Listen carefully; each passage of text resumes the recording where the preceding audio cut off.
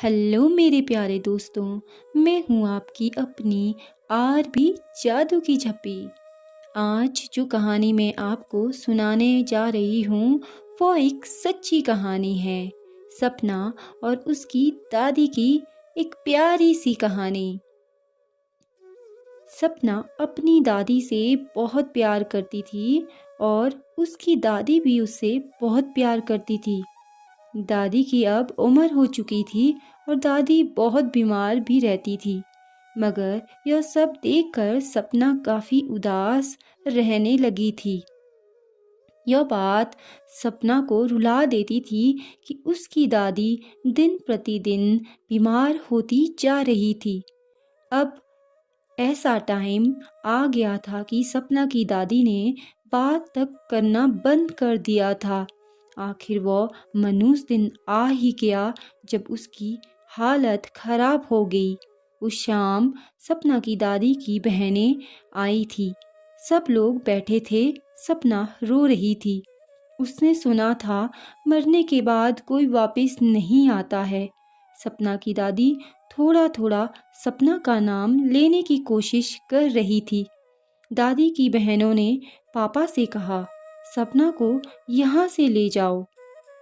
पापा सपना को वहाँ से लेकर चले गए और सुबह जब सपना उठी तो नज़ारा ही कुछ और था। बहुत सारे लोग सपना के घर पे आए थे। वो समझ गई थी कि वो दादी के कमरे में गई। वहाँ का नज़ारा देखकर वो रोने लगी और सबको दोष देने लगी कि आपने मेरी दादी को रात में ही मार दिया है। क्यों मुझे दादी के सामने से उठाया गया? तुम लोगों ने ज़रूर मेरी दादी के साथ कुछ किया है। सपना की दादी को वहाँ से ले जाया गया और उनका दाह संस्कार करके सपना के पापा आए। सपना बोली, पापा दादी कहाँ है? मुझे दादी से मिलना है।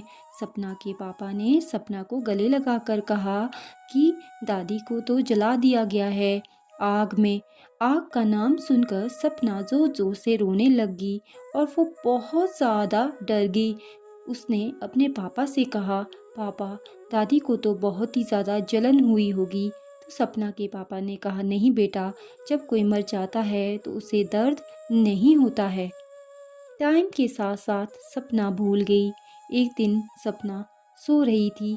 अचानक से खिड़की में कुछ खटखटाने की आवाज़ आई। वो आवाज़ सपना को सुनाई तो दी मगर वो डरी नहीं। उसे लगा कि शायद कोई जंगली जानवर होगा, जैसे बिल्ली। सुबह उसने अपने माँ पापा को ये बात बताई मगर उन्होंने भी इस बात को सीरियस नहीं लिया। अगले दिन सेम यही आवाज़ आती रही मगर उस दिन सपना बहुत डर गई। ऐसी चीज़ें हर रोज़ उसके साथ होने लगी। उस पे विश्वास नहीं करता था।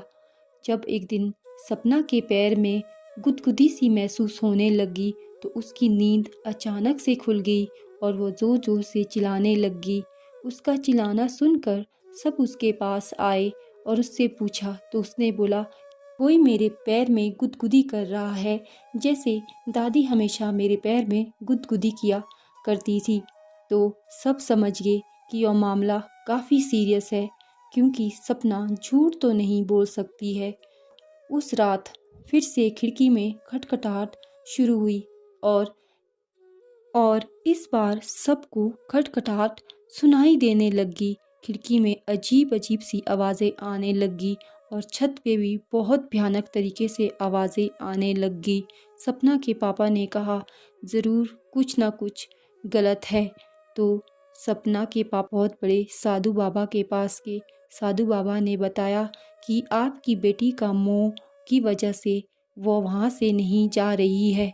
वो उसे बार बार एहसास दिलाना चाहती है कि मैं आज भी इस घर में हूँ। उसके बाद सपना के पापा ने वहाँ पे पूजा पाठ किया।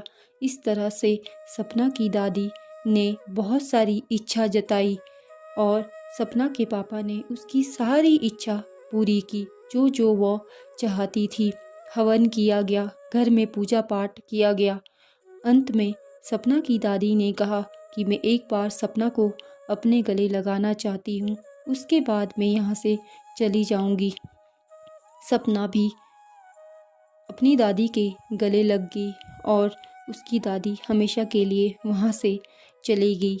आज सपना काफ़ी बड़ी हो चुकी है और वो आज भी अपनी दादी को उतना ही याद करती है। एक दिन की बात है, वो अपनी दादी को बहुत मिस कर रही थी। उसी रात उसकी दादी उसके सपनों में आई और उसको एक अच्छी सी एंजल बनकर उसको आशीर्वाद दिया। जब ये बात सपना ने अपने माता पिता को बताई तो उसके माता पिता ने उस पर विश्वास किया, क्योंकि सपना इतनी बड़ी बात झूठ नहीं बोल सकती थी। तो दोस्तों, कैसी लगी आपको मेरी आज की कहानी? फिर मिलते हैं एक नई सच्ची कहानी के साथ। तब तक के लिए बहुत सारा प्यार। धन्यवाद।